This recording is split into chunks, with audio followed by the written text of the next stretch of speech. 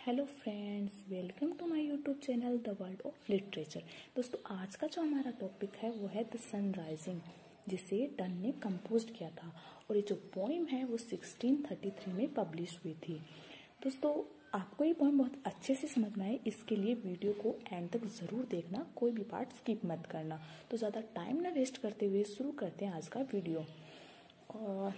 तो दोस्तों, जो पोइम है सन राइजिंग, ये डन के one of the best work में से मानी जाती है। इस पोइम का टाइटल है द सन राइजिंग, बट इस पोइम में पोइट सन की तारीफ नहीं करता बल्कि ब्लेम करता है। शुरू करने से पहले थोड़ा सा मैं इसके बारे में आपको बता देती हूँ।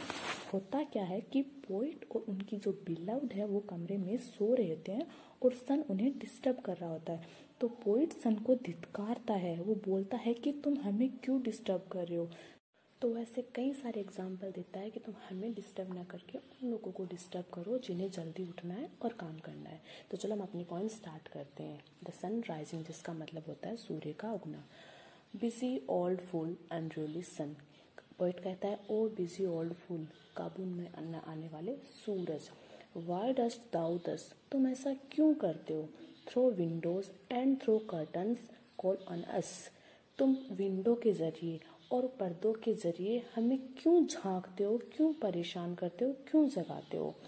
Must to the motions lover season run, क्या हमें तुम्हारे हिसाब से चलना होगा, क्या हमें हमारे इमोशंस, हमारे जो इमोशंस है वो तुम्हारे हिसाब से दिखाने होंगे, जताने होंगे। सोसी पेडांटिंग रिच, दोस्तों यहाँ पे पोइट सूरज को धिक्कारता है। Saucy rude, pedantic, talking about rules and wretch, the person who is lazy unless, तो वैसे उसे धत्कार। Go child late school boys and sure fantasies, sun तुम जाओ और उन बच्चों को परेशान करो। चाइल्ड का मतलब यहाँ पे परेशान करने से है। तुम जाओ सन और उन बच्चों को परेशान करो जो बच्चे स्कूल के लिए लेट हो रहे हैं। एंड श्योर फैंटेसीज, और जो चिड़चिड़े लर्नर्स हैं जो रॉयल्टी के लिए काम करते हैं उन्हें परेशान करो। Go tell court huntsman that the king will ride, और जाकर राजा के दरबारियों को सूचित करो कि राजा शिकार पर जाने वाले हैं। Call country ants to harvest offices, जाकर तुम किसानों को जगाओ जिन्हें खेत की जुताई करनी है। लव और अलाइक, लव बाकी सबकी तरह नहीं है। No season knows, no clime, no hours, days month which are the rags of time, प्यार ना सीजन जानता है, ना क्लाइमेट जानता है, ना घंटे, ना दिन, ना महीने। ये सब तो प्यार, ये सब तो समय के टुकड़ों में बटे हुए हैं और प्यार इन टुकड़ों को नहीं जानता। Thy beams so reverend and strong, why shouldst thou think, ये जो तुम्हारी किरणें हैं, beams का मतलब किरणें, reverend का मतलब ग्रेट, ये जो तुम्हारी किरणें हैं वो बहुत ग्रेट हैं, बहुत स्ट्रॉन्ग है, तुम्हें ऐसा क्यों लगता है। I could eclipse and cloud them with a wink, मैं एक पलक झपका के तुम्हारी ये जो किरणें हैं इन पे ग्रहण लगा सकता हूँ, इन पे बादल ला सकता हूँ, ठीक है। But that I would not lose her site so long, लेकिन मैं ऐसा करूँगा नहीं, क्योंकि ऐसा करने से मेरी जो बिलव्ड है उसका चेहरा जो मेरी आंखों से गायब हो जाएगा, बहुत देर तक मैं उसे देखे बिना रह नहीं सकती। If her eyes have not blinded दाइन, अगर उसकी आंखें तुम्हें ब्लाइंड न बना दे तो कहना लुक देखो, एंड टुमारो लेट, और कल लेट आना, टेल मी, और मुझे बताना, whether both the Indies of spice and mine, ये जो दोनों इंडीज है ना, वेस्ट इंडीज और ईस्ट इंडीज, इनके जो स्पाइस और माइंड वही हैं। बी दाउ लेटेस्ट देम, जहाँ तुमने उन्हें छोड़ा था, और लाई हियर विथ मी, या फिर मेरे साथ सोए हुए।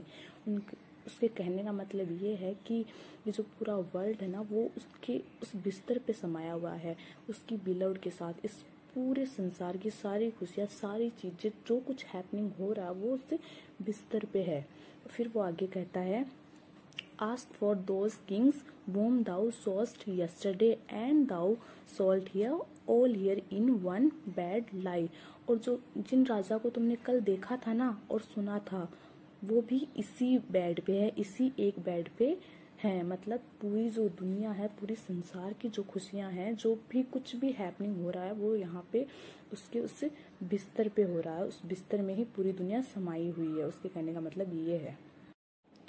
आगे पोइट कहते हैं सी इज ऑल स्टेट्स, जो उसकी बिलव्ड है वो स्टेट्स है, एंड ऑल प्रिंसेस आई, और उन सब राज्यों का प्रिंस मैं हूँ, नथिंग एल्स, इसके अलावा और कुछ भी नहीं है। प्रिंस डू बट प्लेयर्स, जो प्रिंस हैं वो भी कुछ नहीं करते, वो बस हमें कॉपी करते हैं। कंपेयर टू दिस, और अगर इसको कंपेयर करें, ऑल ऑनर्स मिमिक, सारे जो ऑनर है वो मिमिक है। मिमिक मतलब मिमिक्री। ऑल वेल्थ एल्कमी, और जो वेल्थ है वो एल्कमी है। एल्कमी मतलब जो पारस पत्थर होता है ना, जो मेटल को गोल्ड में कन्वर्ट करता है वो, तो वो नकली चीज़ों को नकली चीज़ होती है तो उसको कन्वर्ट करता है। तो यहाँ पे वेल्थ एल्कमी है। Thou sun art half as happy as you, और जो सन है ना, फिर वो पोइट कहते हैं कि सन तुम हमसे तो आधे ही खुश हो। वो ऐसे पोइट सन को ऐसे बोलते हैं। In that the world contracted दस, और जो क्योंकि जो वर्ल्ड है ना वो हमारे अंदर सिकुड़ गया है। पोइट कहते हैं कि जो ये वर्ल्ड है ना वो मेरे में और मेरे बिलव्ड में सिकुड़ गया है, इसलिए तुम हमसे आधे ही खुश हो।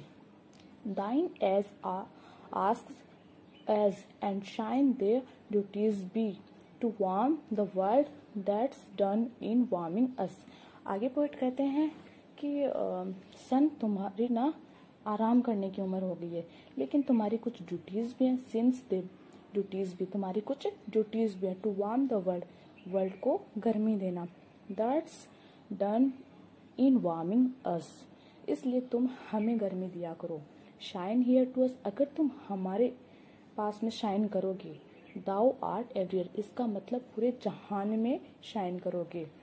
This bed the centre is these walls thy sphere, ये जो बेड है, ये जो बिस्तर है वो वर्ल्ड का सेंटर है, और ये जो वॉल है ये तुम्हारे लिए कक्षा है। उसके कहने का मतलब ये है कि जो सारी दुनिया है ना वो बस इस बिस्तर में ही है, तो तुम इस बिस्तर में शाइन करोगे, इसमें गर्मी प्रदान करोगे, तो जैसे पूरी दुनिया में गर्मी आ जाएगी। तो फ्रेंड्स, आई होप आपको ये पोएम अच्छे से समझ आई होगी। अगर वीडियो पसंद आए तो लाइक करें, कमेंट करें, शेयर करें और मेरे चैनल को सब्सक्राइब करें। Thank you friend, bye bye, take care.